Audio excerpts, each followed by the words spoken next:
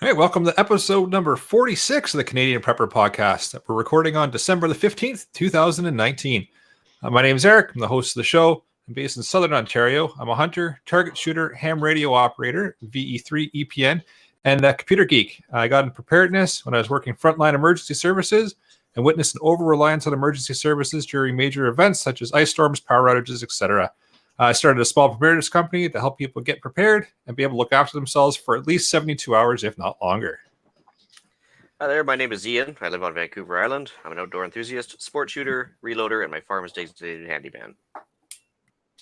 I'm Alan. My friends and family call me a safety nerd. My background as a first responder has focused my mind towards safety. I teach first aid, coach my family and friends to be better prepared. I'm a locksmith by trade. I've worked in the physical security industry for more than 20 years now. My name is Tyler, and I'm broadcasting from my 5-acre homestead here in northwestern Wisconsin, USA. Since purchasing my first house, I have been working to turn my property into a self-sufficient homestead with an emphasis on preparedness. If you want to help support the show and keep the Canadian Prepper Podcast on the air, buy a Canadian Prepper Podcast T-shirt, just like this one.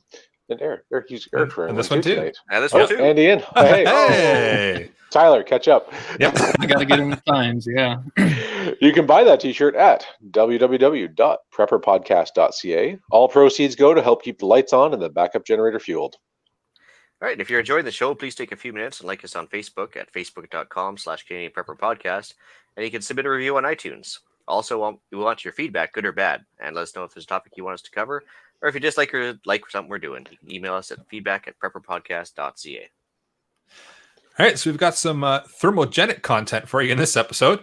We're going to start off with some preparedness-related news articles. Next, we're going to let you know how we've improved our preparedness since our last episode. Then we're going to get into the main topic for this episode, keeping warm in the apocalypse. And fighting off some zombies, of course. Yeah. It's always about the zombies. I put a few articles in the show notes here. Near Toronto in Etobicoke, there was a home invasion and sexual assault of a 63-year-old woman. Happened at 3:20 in the afternoon. It's just kind of a reminder that it can happen to anyone at any time. Keep your doors locked, your head on a swivel. Yeah. Also, North Korea is advancing their rocket/missile tests, and that's more than a little terrifying. Just a little bit. And lastly, on a much more realistic war front, China is threatening sanctions against Germany if Huawei is prohibited from operating within the country. So what, they don't want their spyware or what? Yeah, that's it. Like Germany's apparently threatening. Germany's apparently choosing not to allow Huawei to operate, and China is saying, well, if you don't want Chinese-made phones in your country, we're not going to have German-made cars in our country, and that could hurt the German economy far worse than anything else. So that's a thing. Well, unfortunately, they got a bad reputation of just being loaded with spyware and listing devices. So I guess it's kind of just slightly. Though. Yeah. So just one or two. Don't worry about it. Just out of curiosity, so North Korea, was that just long-range missiles, or was it just local stuff, or like just rattling sabers again, or?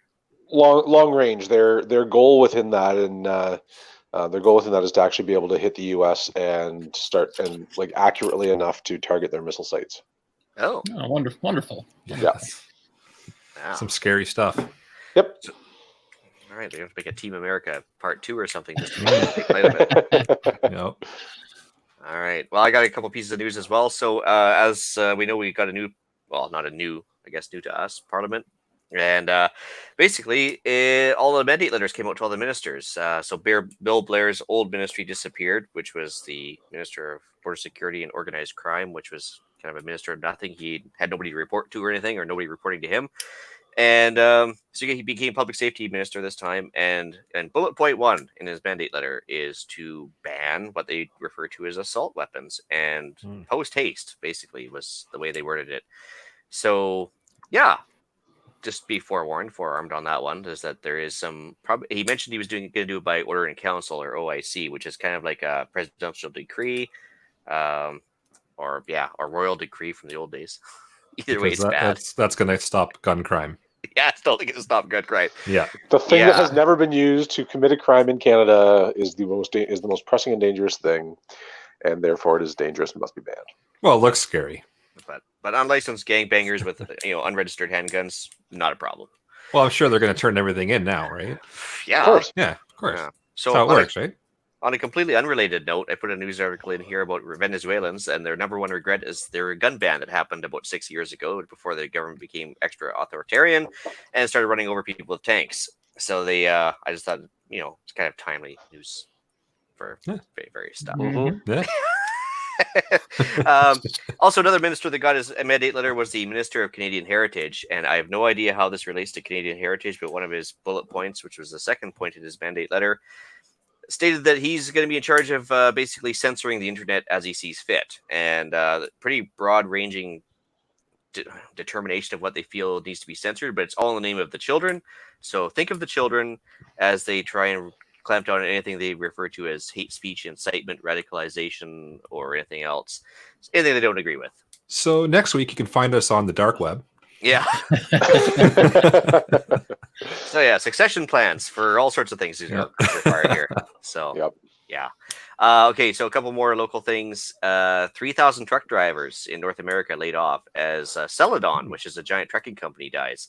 So this has even gotten as bad as leaving some truckers stranded and getting home on their own dime. But it is, because it's everything from food, gas, whatever, gets delivered by truck nowadays versus rail for the most part. This is huge, right? Walmart doesn't have any rail lines going to it. Nope. No. Everything goes by truck. Yep. And trucking is notoriously cutthroat. So, I mean, if they're having trouble, they're probably not the only one. And it's a big company. Well, the flip side of that is that if that particular company dies, that business doesn't go away. So they will end up working for somebody else doing the same thing. Like the product will Hopefully. still get delivered. But it's an object where they get fewer companies that are larger, and then eventually you end up with, Skynet, where you've got one company ruling everything. Yes. Universal Transport Corp. But it's the same idea though. I mean, these guys are obviously doing it for cost plus a couple percent, and they couldn't make a go of it. So the next guy is going to be a lower bidder in order to get the contract, and so on and so on. Right? It's just this vicious race to the bottom for prices. Race to the bottom. Yep. Yeah. So, and then a couple more upbeat things for anybody that's preparedness minded and wants to get their skill sets up. Gavin from Patriot Podcast, who is involved with Search and Rescue, mentioned that his local Search and Rescue group is recruiting in Mississauga. So I put a link in that if you're interested in joining a Search and Rescue group. There's one in Mississauga recruiting, and also the one that's actually local to me is hiring as well. So I put the link in for that one. And of course, there's lots of stuff to be learned. I think you guys can probably pitch in on this one, but everything from orienteering skills to first aid to, public service. There's all sorts of benefits to joining a local search and rescue group. Absolutely. Yeah. If you can dedicate the time to it, search and rescue is a fantastic thing to get involved with. Oh yeah, just everything you're going to learn just in regards to getting involved with it's going to be worthwhile, and then you get to help some people out as well. So. Yep. Yeah, I think there's a lot of on-the-job training for that one that is probably would be pretty expensive. You have to shell it out for yourself, and not to mention real-world experience. So that's what all I had for news, though. Got a valid point here on the YouTube chat from Yep, That's Me. We'll be burning books next. Yeah, no, that's where it's coming. Yeah. Basically, it's going to be thought crime and hate speech, and It's true. It's a Well, sad like I state said, of affairs. Next week, find us on tour. Yeah. Sorry about that, guys. My dog's going a little nuts at something outside. Try and tend to pay attention when he goes barking at things in the night. Eric, you got any news? Not this week, no. All right. Nothing. All right, I got something. So despite all the impeachment drama going on in the States here, got some good economic news. Washington Post just tonight released an article, and the headline reads, U.S. economy shakes free of recession fears in striking turnaround since August. U.S. economy is heading into 2020 at a pace of steady and sustained growth after 3 recent key events have almost eliminated the risk of an economic recession. So the first thing the article cites was the recent cuts in interest rates by the Federal Reserve. Second thing was just last, I think it was Tuesday, December 10th, Trump signed a new trade deal, and this will probably play into effect with you guys as well. It's the USMCA, the United States, Mexico, Canada trade agreement. So basically NAFTA 2.0. And third thing was December 13th, the White House unveiled a partial phase 1 trade deal with China. So that's been trade war that's been going on for a number of months now, and it looks like that is finally settling down. So good news to report, I guess. Yeah. Just imagine if your economy had lost 700,000 jobs. Yeah. We lost 70,000 last month, and that's we're 1/10 the population. So that's where we're sitting right now. Yeah, fortunately, the economy, whether it's falsified or not, it seems to be doing pretty good here in the States. I don't know. So yeah, that's all I got. Cool. All right, well, let's move into what we've done lately for our preps. For myself, I nerded out between the last episode and this one. I found a new website, so I put it in the show notes, but it's the-i.eu and then /public. So if anybody's listening out there and you want to check it out, awesome site with a whole bunch of information, a bunch of documents on there. And if you're nerdy enough to know what wget is, you can use that to actually download the contents of any of the directories or folders that you want, or you can download the entire site. I grabbed about 120 gig worth of audiobooks and some other books and documents from there overnight, and I've been sifting through it, and lots of good stuff. There's some old dated stuff in there as well, but it seems to be that they're just looking to be like kind of an archive for documents. So that's what I did. All right. As for myself, I've been actually sidelined doing a bunch of home renos around here, trying to get the house all spruced up. But the wife has picked up the torch. She arranged for 300 pounds of potatoes to be delivered for free. Basically, it's potato harvesting season here, and I don't even know what they call them, discards, or what basically the I don't know, stuff they don't use because it's got green spots on it. It's not really commercially viable. So basically, it's meant to be used for animal food. So we got like a whack-a-bag sitting in the hay shed right now that can be boiled up, fed to chickens, or composted, Nice. Whatever. Free. That was good. Good deal. Nice. Free's a good price. Yeah, my daughter arranged for the 200 liters of diesel fuel. Still waiting on that, but she managed to negotiate with the supplier that he would throw in the container for the diesel fuel as well, like one of those tiny tanks. Nice. Very nice. Like it. Bartering delight. So, good. yeah, so even if I don't have anything that burns diesel, worst case scenario, I can trade it off for something else, right? Right. Yeah. Or find something that burns diesel. Yeah, I was going to say that sounds like a good excuse, right? Yep. Makes a really good excuse to get a big generator. Yeah. Honey, we're buying a Humvee. Maybe two. Maybe two, yeah. Well, we're good for at least a tank of gas with that. Yeah. So other than that, myself, I loaded some more 9mm, then promptly took it all to the range and blasted it away with it. After those announcements from the ministers, I decided to hug my guns, take them to the range for some time in fresh air, make them feel better about themselves. Yep. Yeah, so sad news. But anyway, I also forgot to mention with the chickens we processed out last week, really the wife, like I said, she picked up the torch this week, and she's made over 100 liters of chicken stock with those processed out chickens for dog food, and turned them into obviously like the mason jars full of chicken stock that's shelf stable, but also took a bunch of the meat that's way too tough for us to touch, pressure canned in jars as well, and now we've got like 20 liters plus of chicken meat, like dog food. Nice. So fantastic use of stuff that otherwise was just sitting around eating and doing nothing. Yeah. So, Great idea. yeah. And so that's pretty much it. Right on. This week for me, since our last episode, which I wasn't part of, when I finally finished some training, I just have one more step, which is government testing, because if the government doesn't put their stamp on it, apparently you're not qualified. Inherited some office. Sorry? And let me guess, there's a fee involved too, right? In this case, not. There may very well be, but if there is, it's being absorbed by the municipality that I work for. So I don't see the cost. Government paying government. Government paying government. It's amazing how that works out. I inherited some office furniture, so I spent the day today putting it together and getting every scrap of paper and all of our kind of stuff into a well-organized pile instead of a bunch of random piles, which is nice. So that gets me closer to being able to take every important document that we need, the hard copies with us, should we need to evacuate and leave the home quickly. So we're getting the bug out, and I'm not coming home packs kind of set up. The chances of us ever having to evacuate are pretty slim, but you prepare for the worst and hope for the best. Yep. Put my car kit to the test this week. We went to went to a small town Santa Claus parade on kind of a whim. Got the kids, broke out the hand warmers and toques and hats and mittens, and kept the kids warm, kept myself warm, and had a grand old time. Nice. Yeah. Yeah, so I mentioned last podcast that I'd sold my old pulling truck. So with that thing gone, I had an extra stall in the garage. So I went through today and cleaned and reorganized everything in there, rearranged everything.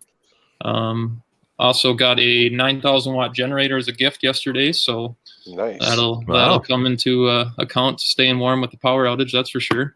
And another thing we've been doing is trying out dehydrating some fruits. We did bananas and apples the last 2 days. So that's something else we're playing around with. Hey, can I have a friend that gives me a generator too? Like, Yeah, right. Yeah. Yeah. Who is this friend? I'd like to be their friend as well. My gracious father. So thank you, Dad, if you're out there listening. Cool. He's not, don't worry. that's right. My parents don't listen to this either. So My mom doesn't know what a podcast is. yeah. All right. Well, let's move into the main topic, shall we? Yep. Yeah. So, at some point, you're going to be faced with a no heat situation at home. Probably anybody that's listening or everybody on the panel here has at least at one point in time, if not a couple of times, been faced with a power outage or something that's caused your main heat source to fail or not function. Could be a power outage. Could just be that your equipment's failed. It's not working anymore or just needs to be fixed, right? Mm-hmm. So at that point, you're faced with a dilemma. How do you fix it? How do you keep your house heated? And you need an alternate source of heat. So safety comes first when you're choosing an alternate source of heat. That's the number one thing. Is if you're not cautious, you do one wrong calculation, well, you're going to wake up dead. Right? It's not a good way to wake up, and I love that. It's not fun. I really Imagine my surprise. Yep, shocking, right? So there he was, gone. There he was. Yep. So remember, in a situation where you've lost heat for a few days, most likely emergency services are going to be tied up as well, right? So if you're at the point where you're looking for an alternate source, so you're starting to lose heat in your house, fire, paramedics, police, etc., they're all going to be tied up. So if you end up making that wrong calculation, you have to make that phone call. You might not be getting help as quick as you would be where everything's operating kind of normally. So keep that in mind. Priority number one is safety, and make sure that you got proper ventilation and you got a proper setup for any kind of alternate heat source that you're going to be setting up for your house. Well, yeah. Do you remember? It was literally within a few days of being exactly a year ago. Now we had that. It was 72 hours for us, but 2 weeks for some people to have that power outage here on the West Coast. Yep. And that first night, somebody broke out the candles, and we literally watched the house burn down across the bay because emergency services either couldn't get across the roads, tied up with power lines, accidents, and everything else. And so by the time they got there, the house was engulfed. So yeah, they definitely get tied up fast, and people don't have a plan in place. They don't know how to deal with even something as simple as candles. It's bad, right? Oh, absolutely. And yeah, your house burning down is going to be warm for a little bit, but that sucks. Yep, it's not good. Really does. Yeah, not good at all. First thing, and I know we repeat this over and over and over in episodes, but plan, and when you think you've planned enough, plan some more. You're going to have to determine the conditions you and your family might face if your heating system fails. Everyone's going to be unique, right? Ian's climate is completely different from mine and Alan's, and compared to Tyler's. Everybody's climate's different. So you have to keep in mind that maybe you can go a couple of days in your climate and your house will be fine. It might drop a couple degrees, but it might not be an issue, or it might drop drastically. So it all kind of depends on where you're living, what the weather conditions are like, and what can dissipate the heat faster in your climate. So something to think about there. So just because it's going to work for Ian across the country, it might not work for us, right? What else do I have in my list of stuff here? Most common heating systems to homes utilize some form of electricity to push the heat through the house. So the big thing that's probably going to cause you to lose heat is going to be loss of electricity, which means you lose a lot of other things as well. But you're going to lose heat right away. Yeah, I think a lot of people were planning on using their gas fireplaces as backup heat sources, but without that little fan blowing past the heat exchanger, it's not really doing a whole lot. Looks pretty. Though. Right. Looks great, but Well, and it does generate heat. It just doesn't generate as much heat as they're anticipating. Yeah, it's gonna be radiant instead of being blown out into the room, right? Right. Well, and another thing to keep in mind is how is that ventilation working? Because most modern furnaces are power vented, so it's an electrical ventilation problem. First time I ever lost heat. Second time I ever lost heat. First time I lost heat was because the oil tank failed and I no longer had a fuel reserve. But the second time I lost heat was because we had a snowstorm and it blew wind up against the side of the house, which blocked the vent. And so that'd be a problem. Chimney venting at the top, it just vents out the side near the ground. The vent couldn't vent, so there was a safety shut off. Fortunately for me, that was a pretty easy problem to solve. But if your gas fireplace has the same power vent, then it's not going to be much good because it won't come on. Yeah, we had that years ago. We had when I was living at my parents' place. It's going back quite a while now, but we had a natural gas fireplace in the basement, and the vent got blocked up. Same kind of idea by snow, so it killed the pilot light in it, but the gas kept coming in. And next thing you know, we're getting the smell of natural gas in the basement. Luckily, able to turn it off and get things fixed up, but something to think about, right? Yeah, absolutely. So think about getting a generator. Like I mentioned, the main thing that your heating system is most likely going to be using is electricity. So if you can look into getting a generator, if you're lucky and have one gifted to you, Tyler, then you've got something that you can at least figure out and hook up to your furnace or your heat source prior to losing heat, and then obviously test it and use it and try to figure out how it operates ahead of time. But then at least you can fire your heat source back up again and keep the house heated. Well, and also make sure that source of fuel is gravity fed versus electrically pumped. So back in the Ontario power outage there in 2003, one of the buildings I was familiar with, they had a backup generator on the roof and a massive tank for the generator in the basement, but the fuel pumps to pump the fuel up were on a different circuit and weren't powered by the generator. And so they end up having to carry jerry cans up the stairs to feed the generator. Awesome. It was incredibly awesome. So if you remember those big farm tanks you see on little metal stilts and stuff, and a big silver tank, and usually it's you can fill something up underneath it. I missed one of those by like 10 minutes of the auction last fall for the farm auction, but it only went for like $90. Man, those things are cheap if you can get them used. Yeah. And so gravity fed and holds lots of gas. A YouTube comment, which is a really good point from user. What's that? Say, yep, that's me. Yep, that's me. Says, make sure if you're going to use a generator, then make sure you're installing a proper transfer switch, which is a really good point. Because if you're trying to power the entire grid, then you're not going to do anybody any good, and you're going to make it a lot harder to have your power restored. So make sure you have a transfer switch that isolates your line power from your house. Yeah, it's important. As well, wood stoves are more efficient than fireplaces. Both burn wood. Fireplace looks a bit more prettier, but the wood stove is it's designed specifically to heat an area, right? So think about that as well. Like we've got a couple fireplaces here. They'll heat the main level fairly well, but if I put a wood stove in, they would probably heat it 10 times faster. But something to keep in mind as well, right?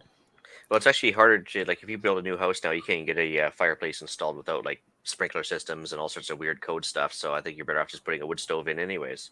Yeah, may as well. If you're doing it, may as well put it in, and then you've got it. And it also has the benefit of if you put the right stove in that has a flat top, then you can even cook on it. Oh, I see you're stealing my thunder again. Yeah. You got to be faster on it, Ian. I know. Another thing, conserve heat, right? Layer up your clothing, sweaters, jackets, etc. Start throwing them on. Cuddle. Share cuddle. body heat. Yeah. Yep. Exactly. And then don't try to heat the whole house if you don't have to. If there's a certain section of your house that you really need to heat, smaller space, the easier it is to heat up, right? So if you've got a full backup generator for the house and you're running your forced air furnace and you want to heat the whole place up, well, okay. But if you're going for an extended period of time, try to find a location that you can set up and everybody can kind of cozy up in. That way you're not trying to heat absolutely everything. And if you're using a fireplace as your backup source of heat, well, that's already chosen for you, right? You can't pick up the fireplace and relocate it. Well, I guess You could, but it's You a probably heck of a lot could. of work, and you've got bigger things to worry about at that point in time. So the choice has already been made for you as to which room you're going to utilize at that point in time. But just know when you're in the back of your head ahead of time, okay, if the power's out and I don't have heat for X amount of days, I'm going to focus on this room, or I'm going to focus on that room, or we're going to set this area up as the heat area, and that's where everybody's going to hang out. And again, it's all dependent on your setup, what you have, right? Yep. And let's see. The flip side of that, of course, is that if you're only heating part of your house, then the parts that are not being heated are susceptible to things like freezing pipes. Right. Yep. Absolutely. And we already touched on. Yeah, go ahead. I remember reading years ago. I don't know how accurate it is, but if your inside walls, if your thermostat is reading 8 degrees Celsius, which is about 40 degrees Fahrenheit, then your outside walls are freezing. So if you've got pipes on your outside walls, which most of us do, at least in our kitchen, that's a good indicator that you're in trouble and you need to drain your system. There's a good one from NV35. I'd recommend something as simple as wearing slippers. Amazing how fast your body loses heat through bare feet, even in a warm house. Insulate the body. Yep, good point. We lose heat in 4 ways, right? Convection, conduction, evaporation, and radiation. So conduction is touching cold things. That's the natural transfer of energy. We naturally transfer heat out of us rather than absorbing it. So if the more you can insulate your body from cold surfaces, the better off you are. Sounds like a great reason to get those Homer Simpson Mr. Plow slippers from Walmart, right? Yes. Yes. I don't know. Finally. I'm rocking my Crocs and they keep me warm. So Crocs and wool socks, and I'm warm tonight. And we already touched on if you're planning on using a generator for the furnace or anything else in your house, learn how to use it first. But another thing, learn how to divert heat from areas you're not going to be using. So there's going to be different ways with your furnace to redirect the heat that it is sending out. So learn how ahead of time when things aren't pressing, learn how to redirect the heat to a certain room. Learn what vents go where. If you have to plug some to get heat to other rooms or more heat to other rooms, figure that out ahead of time and get a plan in place, and even write down or mark the different areas as to where you would set it in certain situations. And that way you know ahead of time and it's pre-planned. Okay, if power's out and we're focusing on, I don't know, the upstairs bedroom, like the master bedroom, for example, this is what we'd have to set the furnace up. We'll have to move these different pieces on the furnace to redirect the heat to this specific room, and then it cuts the heat down in the other rooms. Just helps redirect things and keep the one priority room warm, and then you're not wasting heat in other areas. Closing vents is important, as is closing dampers within your ductwork system. Right. Yeah, some people even install like a butterfly, those straight up and down kind of blade style valves to cut off the airflow in certain cases. Here's a good comment from Yep, That's Me on YouTube. Find out where your natural gas is supplied from. Sometimes it's controlled by electricity at the supplier as well. It may not last as long as you need. Maybe have what's that? Orifice kit. Orifice kit? I wasn't sure if that was a typo or if Nope. an orifice kit for propane or heat. Yeah. Well, that makes sense because I mean the gas lines have, I think, 4 inches of water column. I think it is. Yeah, I think it's not very much. It's you can use your finger almost to stop it. There's not a whole lot of pressure. So if there's 4 or 5 guys with an emergency backup generator in the local area, it wouldn't take It wouldn't take very long to take the accumulator down to almost nothing in the local area. So that is a good point. Yeah. That's why I want to get a big propane tank for backup for my generator. So if the natural gas does disappear, I got a backup tank. Kijiji. One day. Yep. One day.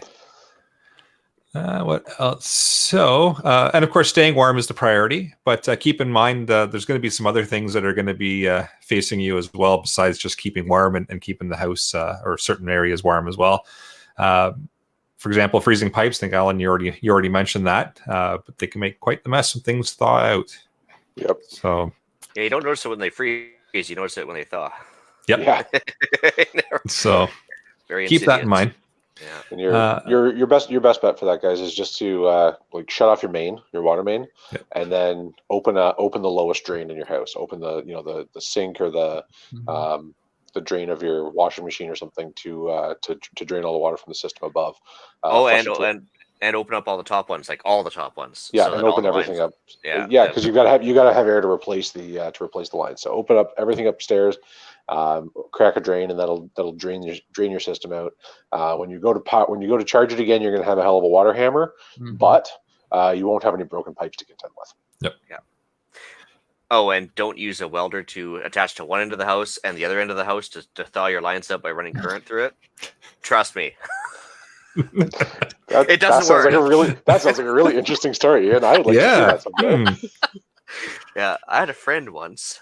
That's a story over a couple of beers one day, isn't it? Yeah. A friend that did this.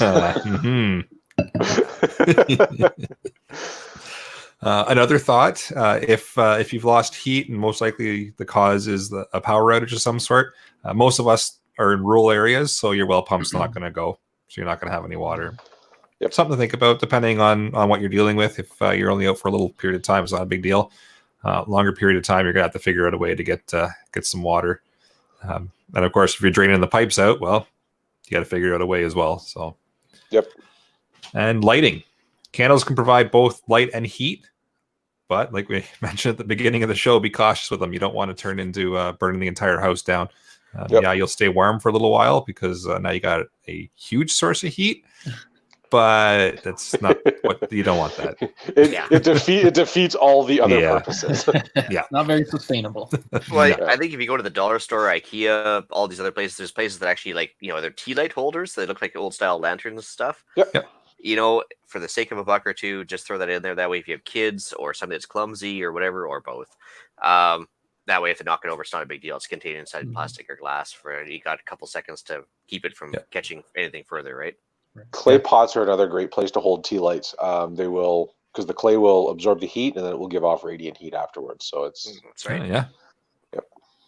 There have been a few videos going around of people taking putting some tea lights under a clay pot, and then with 4 or 5 tea lights you can actually keep the room above freezing for a few hours. Which I've yet to try it, but it's an interesting theory. Anyways, it certainly makes sense. Yeah. That it's endothermic and it has rather porous, so it'll absorb lots of heat, and then as chemical changes happen, it will of course give off heat afterwards. Yeah, you wouldn't think a couple little tea lights would do that. It's kind of neat. But when it's contained, right? Like that's the thing is when you don't contain a flame, it doesn't do much. But when you focus a flame, it can do a whole lot of good really quickly. And then sanitation as well is something you're going to want to think about. A frozen toilet, not going to help you. It's also going to destroy your toilet. Water expands. There's a P trap in the toilet. No pun intended there either. But basically, it's to keep the sewer gas from coming back up. So there's like a little U shape of water in there. So if you are going to be dealing with a long-term power outage and your toilet's going to freeze, take a bit of antifreeze. Hopefully, you have a spare bottle of it in your garage. Just take a little bit of antifreeze, pour it in each toilet, so that the P trap has actually like glycol in it, so it'll keep it from freezing. So that way, when it does, require usage, there's a chance it's not frozen.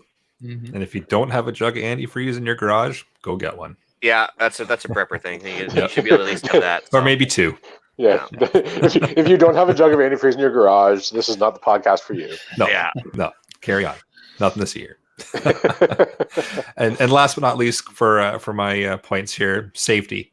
Right, ensure you've got a working fire extinguisher close at hand for any heating sources that you're going to be using or alternate heating sources. Because if the worst thing happens and that flame decides to hop somewhere else, you don't want it to be. At least you can make an attempt to put it out. Right. Right. Make sure you have battery backup smoke detectors as well. Don't have just the hardwired in ones. Have a battery one. Yep. Smoke and CO. Carbon monoxide. Yep. Cool. Those are all really good points. Ian, what do you have about this? All right, got just a couple of repeats, but with the wood stove, that's my number one bullet point as well, because I think we always try to wrap these prepper episodes around peace of mind, less reliance on some sort of cost savings. So even during normal times with the wood stove, you're going to be saving on your heating bills by offsetting the costs with renewable resources like wood or scrap paper or whatever to keep the house warmer. But also with the power outage aspect, if you have like a stone backing behind your wood stove. You got a bit of thermal mass there that will keep radiating heat after you've fallen asleep and the fire's died down. You can get a steady supply of hot water by sitting off the flat top, like we mentioned before.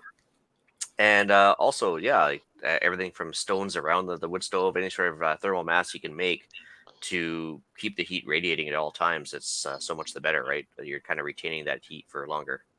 Yeah, absolutely. Yep. Yeah, our little wood stove in the basement's kind of, well, it's an entire brick wall, and then the wood stove is set into that brick wall, so that as you start the little indoor wood stove, it heats all that brick up, and that heats the whole house. And then, of course, that's on the lower level, so that heat's going to radiate upwards as well. That's perfect. Mm-hmm. Yeah. Wool. I don't think we touched on that, but that's one of those things, like you mentioned, layering up. But wool is one of those things where it keeps insulated even when it's full of moisture. But it's cheap to get wool blankets at the dollar store. Wool underwear is always fun, But yeah, just a little itchy. Yeah, a little itchy. Get the merino stuff from Costco. It's great. Merino wool's fantastic. Yep. Yeah. But yeah, wool layers, because it's going to keep you warmer for longer. It doesn't require washing as fast as everything else. And space blankets, the reason I'm mentioning those is because not only the emergency aspect, but if you're going to tape off a room, there's a lot to be said about putting, some sort of way to divvy off the room, but then a space blanket in front of it to reflect the heat back towards you. Absolutely. Couple things to have handy around the house if you're going to section off a room, like Eric suggested. Get some either some poly, like some thick poly, maybe some, like I said, dollar store blankets if you want to hang those on all the doorways, and then tape them off if you can, just to create that, not airtight, but less airflow than you normally would have. You're still going to have some sort of access to the room. You're going to have to like split the blankets to get in and out of it, but at least you're reducing the airflow, reducing the heat loss, right? Yep. And just do yourself a favor, use painter's tape so that when the emergency is over, you don't have to rebuild your walls. Yep. Good point there, yeah.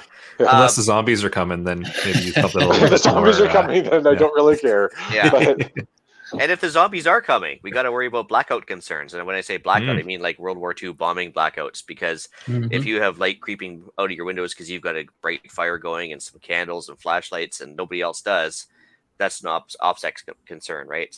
Absolutely. So, another thing is with the generators, right? If you got a generator cranking away, people are going to hear it. Unless you get the Honda EI 2000. Yeah, true. Yes. Yeah, nice and quiet. Yep. But I mean, blackout concerns. If you are in a neighborhood full of people that aren't normally prepared for such things, you got to consider your operational security. It might become an issue. So, save some of those blankets to block off your windows. Just a thought. Yep. Good point. Catalytic heaters. Space blankets, if you tape all around the window, will block out 100% of light. Oh, absolutely. Tin foil, like aluminum foil from your kitchen, same thing. Yep. I use that all to make my hat. That's it. It's not just for hats, Eric. Okay. But in all seriousness, a tinfoil hat will help retain a whole lot of your own body heat. Oh, yeah. It's actually not that bad an idea. Get sweaty though too really fast. Yeah, true. Yeah. But, actually, when I used to live in the high Arctic, same thing during summertime. We'd actually take aluminum foil and tape off the windows for the bedrooms to simulate nighttime, so you could actually get sleep, because other than that you wouldn't sleep. So fair enough. Yeah, good stuff. Catalytic heaters, guys. I'm not a big expert on these things, but those low level kind of like almost flameless heaters they have. Like there's the Little Buddy style that have like 1 pound bottles on them. There's the military kerosene heaters that look like an old potbelly stove, and they all kind of use fuel, but they don't seem to have a flame enough to be a concern. No, I have a Little Buddy heater. It'll actually heat my garage, which is about 20 by 15, and it'll heat my garage pretty well. In all but kind of the harshest conditions, it'll at least keep the chill off with a 1 pound propane bottle. And I've taken it camping and hunting, and it's fantastic, and has a tip over protection so that if you do tip it over, it'll just turn off. But once it gets going, I would always recommend starting it outside, because it does burn fuel to light up. But after that, you don't smell propane. There's no gas smell afterwards. Yeah, they're just like a car. The biggest pollutants is the first couple minutes of operation, and after that it gets up to temperature and starts doing its magic. I think it's fine after that. And it's super efficient after that. Yep. Yeah. So I put a link in there as well, like off-grid heating with diesel and oil. Regarding all that, because actually I have to read up on that myself. I'm not 100% on it. Well, so instead of getting a diesel generator for that 200 liters of diesel you're getting, you get yourself a stove. Clearly, that's Yeah. what I need to do. Yeah, so we mentioned sharing body heat. Good idea. More people in the room is better. So until you start squabbling, in case you might need to take a walk anyway. But Well, 9 months later, you might have another little person to look after. yeah, see, I found out what caused that. I took care of that. So anyway, yeah, so more people in the room is better. Absolutely. So sharing body heat and also keeping an eye on loved ones. Security aspects, everything else. It's better if you can conglomerate around the heat source. But with all those people in there, yeah, tempers are going to run high. But a string to hang your clothes, because as you mentioned, I think Alan is, you start exercising a lot. You're going to have to dry your clothes some sooner or later, right? Yep. Somebody mentioned the moving the wood stove. Was that you, Eric? I mentioned just jokingly moving the fireplace, which would be a lot of work. I got a movable wood stove for you. So if you go to Princess Auto and you actually search for wood stove, they have an $88 wood stove, and it's like this little cylinder about the size of a scuba tank. And basically, it comes with all of the chimney requirements and everything else. But basically, it's one of those things where you can set it up literally in a family room, come up with some sort of a sleeve insert for a window hole, open your window, smack the sheet metal wood stove insert in there, tape it off with like aluminum tape. You could have like a field expedient wood stove that would actually kind of work for heating the house. Ugly as sin, but for $88, what do you care, right? And it works. And I have one out in my yellow shed. It works great. We were actually using it to make sea salt. So outdoors, we were like heating up seawater and making sea salt out of it and stuff. Works great. Nice. Yeah, and dirt cheap. So it's something. I mean, it probably burns through after about 2 or 3 years, but whatever, for $88 a couple of years, that's not bad. That's a good ROI. At that point, it's in the disposable range for that price, right? Yeah. Like you really don't care what happens to it. So so the worst case scenario, like if you have screwed up completely, you haven't prepped anything, or you're new to prepping and you just don't have time to get everything, don't forget, you can always just hop in your car, warm it up, as long as you're not in a snowbank. And I mean, so the car can provide heat. It actually can work as a generator for you to recharge small things, like whether you want to run a small electric heater inside the car with an inverter plug in an inverter to the cigarette lighter. You can charge your smartphones. It's not sustainable, but it could save your life if you are like that desperately cold. Yep. Now that I'm going to delve into the opinion section here for a second, but we did mention draining the toilets and the faucets. But I guess knowing where your water main is kind of key. But so back to the opinion part is avoid the community warming shelter. And the reason I'm saying that is not because I'm just ultra paranoid, but it doesn't mean they're not out to get me. My concerns is if you have a massive power outage and you decide you're going to head to the community shelter, you're inviting burglary for one, because people know that you're gone to the community warming shelter and they probably saw you leave, or maybe people are just randomly trying houses. If things got really haywire, you could leave all your preps behind. So now you've left anything from defensive tools to cash stashes to whatever you might have at home that would be better with you. You've left it all to go to the community warming shelter. So I also think it's enabling bad behavior, and also if you stay away from the community warming shelter in a case like this, it's going to teach you to be more reliant. They're reliant on the man, which is a bad thing, because you don't want to breed that kind of reliance into a higher power just because, right? I think NV35's got a good point here too. Everyone will start fighting over who gets the cuddle in. Dibs. Dibs, I called it first. Yeah. I'm not even going to go there. Throw you off track a little bit there. Yeah, my wife tells me I won't last 5 minutes in prison. But anyway, I was expounding on the merits of prison last week on a Patriot, and she's like, you wouldn't last 5 minutes in there. You know that, right? And a comment here from Yep, That's Me says gas dryers for clothes and then reclaim the heat. Works great. Good point. Yeah. At Home Depot, they actually sell something that comes off the dryer exhaust vent and has like a miniature kind of filter element on it. And basically, instead of venting that hot air outside, you can vent that air into your warming shelter area. But the problem is it's really moist air. So if you're in Alberta during the winter, no problem. You'll actually welcome the moisture. If you're in my neck of the woods, you'll have water dripping down the windows in 2 minutes, and that's not good. So fair. Yeah. But if you take the good with the bad, I'd rather have water dripping down the windows than frost on the inside. So That's true. Yeah. Yeah, it's jungly here to begin with. That's the problem. So Yeah, well, I mean, you also probably don't have anywhere near the same challenges. So when it's minus 40 outside, I'll take every degree of heat that I can get. that's true. Yeah. And we kind of touched on it. Exercise produces heat, but sweat kills. So Yep. there's lots to do around the homestead when the power goes out due to an emergency. So there's gonna be lots of work to be done. But ration your work so that you don't get too sweaty. As soon as your clothes get wet, they start losing insulation value. How quickly that happens depends on what it's made of. But wool, as we touched on before, will retain its heat value as long as possible. Cotton is probably the worst. It absorbs water.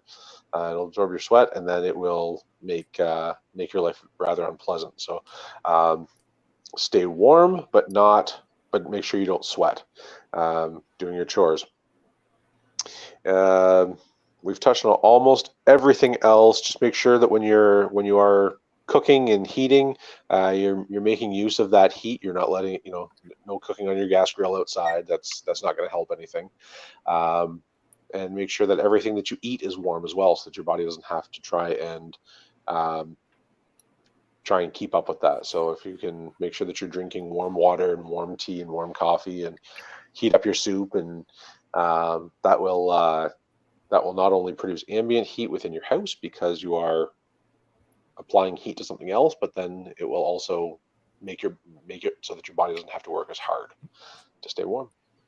And the obligatory reminder, if you are going to be burning anything inside, make sure that you have carbon monoxide detectors that are working on a battery, not on your main line, on your line power. So carbon monoxide smoke detectors so that you don't die, because waking up dead would suck. Yep, sure would. Yeah, so I think we pretty much touched on all the alternate heat sources. I guess maybe just go back to the basics a little bit and start with just figuring out what your level of, what's your threat level when it comes to losing power and staying warm. If you never see temperatures below freezing, then it's probably not an issue. But I think anybody that lives in a climate where temperatures fall below freezing, it's probably definitely something that you need to consider and be prepared for upwards of 3 days. We don't generally see power outages more than 3 days, at least around here and in the States. Maybe as you get farther up north, they might be a little extended, but have a way to heat your house for 3 days. Go through the house, learn how your heating system works, learn how to shut the breaker panel off to it, figure out where your ducts run, how to shut those off. Basically just have a plan, and also teach others in your family that plan as well. Teach your girlfriend, wife, fiance, kids, whatever it is, teach them how to shut the breakers on and off, how to start the generator, whatever it might be, how to switch over from wood to gas or gas to wood, whatever your situation is. But never combine gas and wood. Yeah. Just never combine. Yep, but whatever your plan is, teach everybody else in the family that plan. So that's a great point. Make sure everybody multiple people know how to do multiple things. That way, if one person's incapacitated or not able to do it, other people know how to do it. It's important. Mm-hmm. Absolutely. Yep. Well, that brings us to our podcast challenge, doesn't it? Yeah. Believe it does. Eric, what's our podcast challenge for the week? You're written down for reading it, but I'll read it. I am. I don't see that anywhere. Anyway, the podcast challenge for this week is to come up with a plan to secure your home against freeze damage. So heat at least a portion of your home to a habitable level. Assume the coldest weather of the year for up to 2 weeks. Mm-hmm. Come up with a plan. Let us know what your plan, maybe not the exact details of your plan if you don't want to, but let us know what you've done to prepare for that. You can let us know, feedback@prepperpodcast.ca, or let us know on our YouTube channel, or let us know on Facebook. We want to hear about it. Yeah, you can also, I redid the website the other day, so you can also go to prepperpodcast.ca and just click on contact, and there's a fancy web form there now you can fill out, and it'll come to us as well. So that's pretty cool. Yeah, there you go. All right. So what's coming up? We have upcoming events this time. We do. All right. You got a couple? Couple save the dates for you. So the podcast for charity shoot, once again hosted by Slamfire Radio, July 4th, 2020 in Balmoral, New Brunswick, which is the Restigouche Gun Club. Camping is available in nearby town called Dalhousie. It's going to be everything from a steel challenge, steel pistol bay, trap and skeet, I do believe, fun shoot, stop the bleed course if you're interested in doing a first aid course same day. And they're still waiting to announce the charity. Awesome. So the annual Preppers Meet is coming up again. It's going to be the second week of July in Desborough, Ontario. So set the date aside now, and I'm sure they'll get tickets posted in the new year because they usually do early bird. For that, it sells out quick. So always a great weekend. It's usually Friday through the Sunday. Great group of people, lots and lots to learn, and so just keep that in mind for the second week of July. And coming up soon, coming up in May, Emergency Preparedness Week is May 3rd to 9th. That's where people like me get super nerdy and start talking about all the things that we should do to be prepared for an emergency. One of the most important things that you can do is listen to this podcast right here. It's a good point. At least to start out with it. It's a good start. All right, let's move into some shout outs. So Alan. I'm going to shout out the Brook, Alvinston, and Six Nations Fire Departments. They lost one of their members this weekend.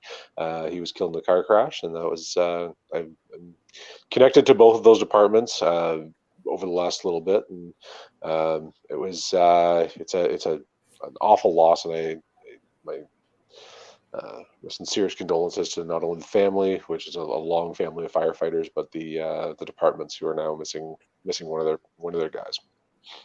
That's unfortunate. Mm-hmm. I've got a shout out to the maintainers of the website, the-i.eu. As I mentioned it earlier, I downloaded a whole bunch of stuff and put it on my network attached storage between this episode and the last one.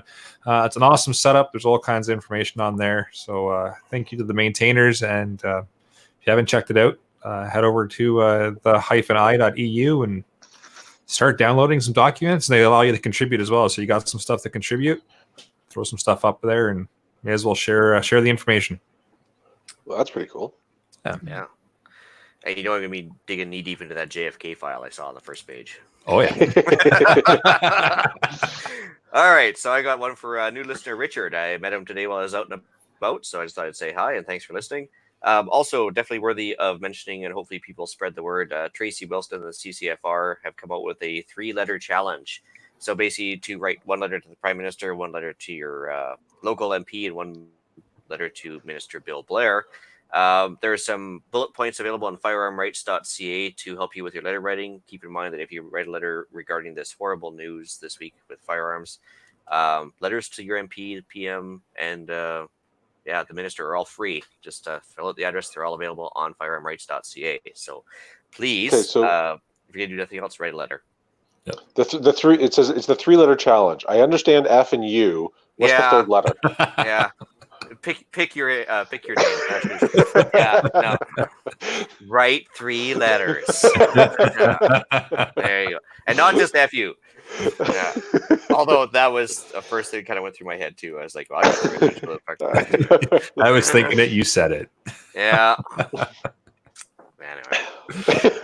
All right. So let's move into email and iTunes reviews. So you've got one there, Ian? Yeah, I got a missile. Missile. Oof. I got a. Well, it wasn't really a nasty message. It was a nice message from Denob from the Canadian Preppers Network there, yep. And he mentioned that he has whistle tips for his arrows, which is a great signaling device for bow hunters. That's pretty cool. Except for you only got like 4 of them with you, so you're only going to get a few messages out. But hey, it would create terror and fear amongst the deer you're shooting at too. Which is... Fair enough. But or horrible OPSEC if you're shooting at something. I don't know. I'm just saying. Yeah. Anything with Anyways, deer? Yeah, no. I've never actually heard of whistle tips before, but I guess that would be a thing, right? If you were like, sending one way on a big giant arc, you get a fair amount of whistling going, right? Sure. Yeah, it would draw some attention. All right, so I finally reinstalled iTunes on the computer here so I could pull up the reviews.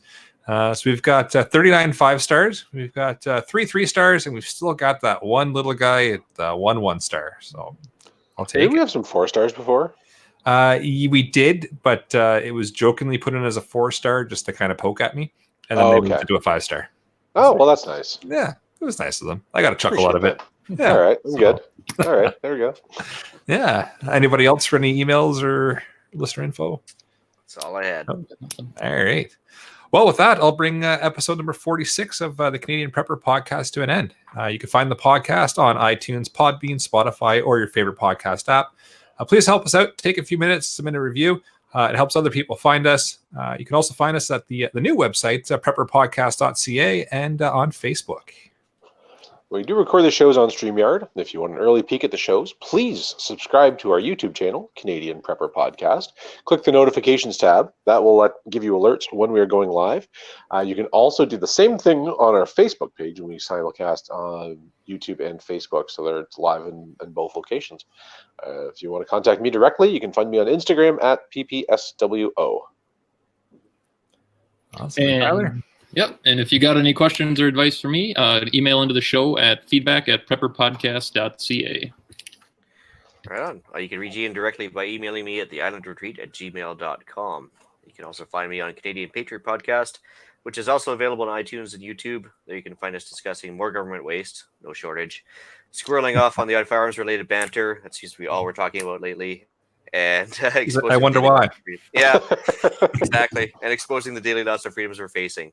Although some of the names we've been coming up with lately, like the Block Redneckwa and the Hottest, and all amazing.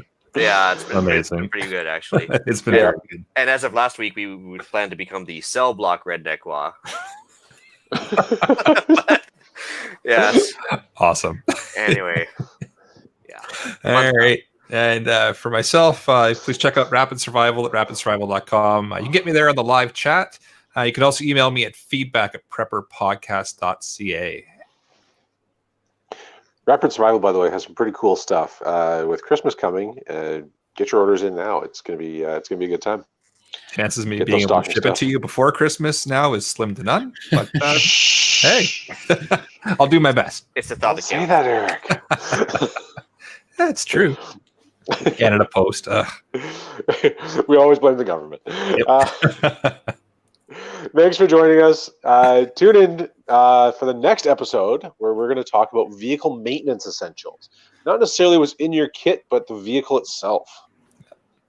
So until next time, be prepared, stay safe, and keep learning.